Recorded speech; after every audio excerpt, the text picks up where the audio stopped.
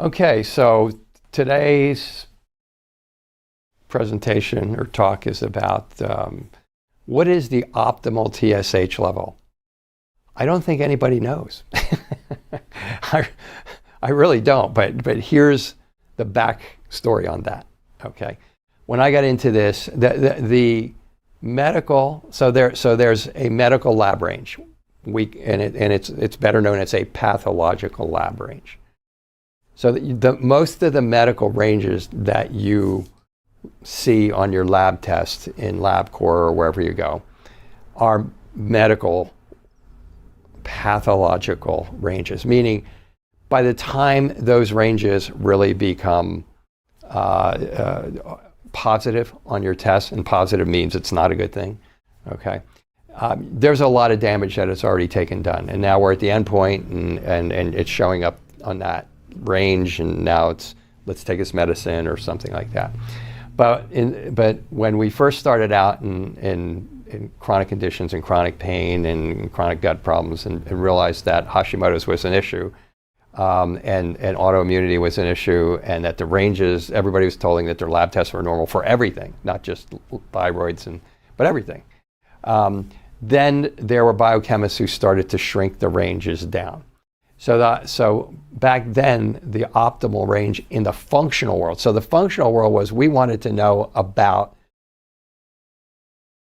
dysfunction. Because the patient would come in, they'd have all of the symptoms of a disease, of a condition, whether it was insulin resistance or whether it was SIBO or whether it was Hashimoto's or whatever it was.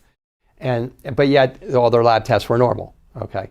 So we wanted to know what was going on with the organs that caused those symptoms, because dysfunction precedes going into pathology. Eventually you're going to get into the pathological range.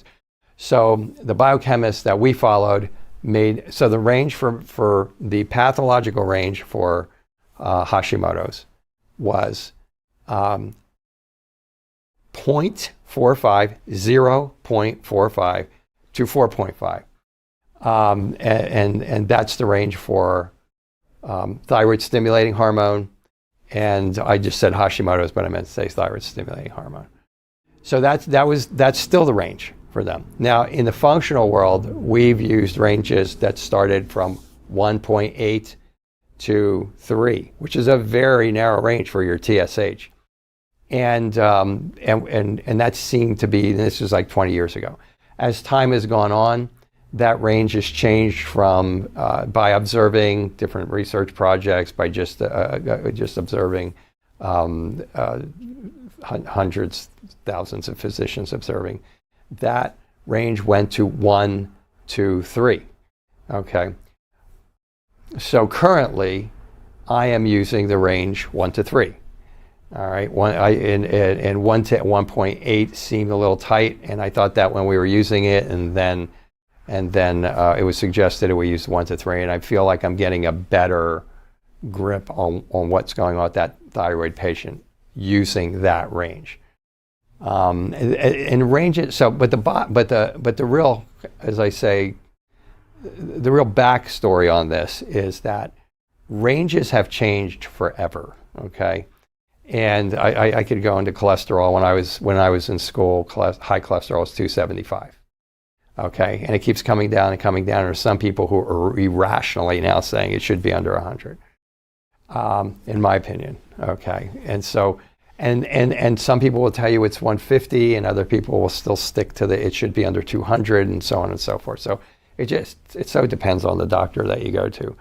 But these ranges keep changing and changing. Ranges will change from lab to lab. You'll go into one lab, and the range will be one thing, and you go into another lab because they use the average of the patients who come into that lab. So the ranges are just, they have always been ballpark figures.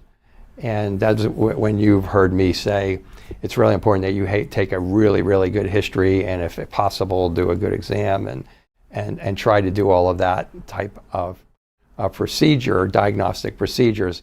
It's important because you should have a pretty good idea what's going on with people by the time you get to the point where you have to look at their TSH lab ranges, because one doctor is going to be going 1.8 to 3, the other one's going to be going 1 to 3, The other one's going to be going 0.45 to 4.5. So that's the point. The point is when I said nobody knows, nobody's probably still knows. I was just talking to a colleague the other day where the ranges for free T3, which is a thyroid hormone that actually goes into the cell and creates the metabolic response in your mitochondria, your energy-making organelles in there. That we're raising it. We being the functional medicine world, we're raising that to 4 to 4.5 at the top range, and we had it down to like 1 to 3. Well, 4 to 4.5 is the pathological medical range. So I'm going to try that out for a while and see what happens. I don't know if we're going to be getting to the point where a person gets to 4.5 and they start getting symptoms of having too much T3, because I've been working with a different range. So when you go to your doctor, so that's the problem with the ranges. Okay, it's more not what is the ideal TSH range. It's more, how's your doctor working you up, and are they looking at the labs? I have had patients, and one last thing before I stop. I had one patient, this is a perfect example. She came in here and she's in her 80s, and she was taking thyroid medication and it was not working, and so on and so forth. And so she ended up having an autoimmune thyroid disease. So when you have that, you treat the autoimmunity first. You pull all of these dietary triggers and chemical triggers and so on. And that's what we did with her. All of her symptoms that she had when she walked in the door went away. Everything. So then we retested her, and her TSH was 8.2, which is high in anybody's range, okay? So we sent her to the doctor, and he gave her 25 micrograms of a thyroid hormone. Let's say it was levothyroxine. But 25 micrograms is the lowest dose, okay? She immediately got massive hyperthyroid symptoms. So for her, whatever I said it was, 8.2 or 8.3 or 8.5, it was somewhere in there. Whatever that was, that's her TSH. That's her normal number. So it's really all over the place. I would probably use the two ranges of, if in your medical doctor, 0.45 to 4.5, but I would probably use the range.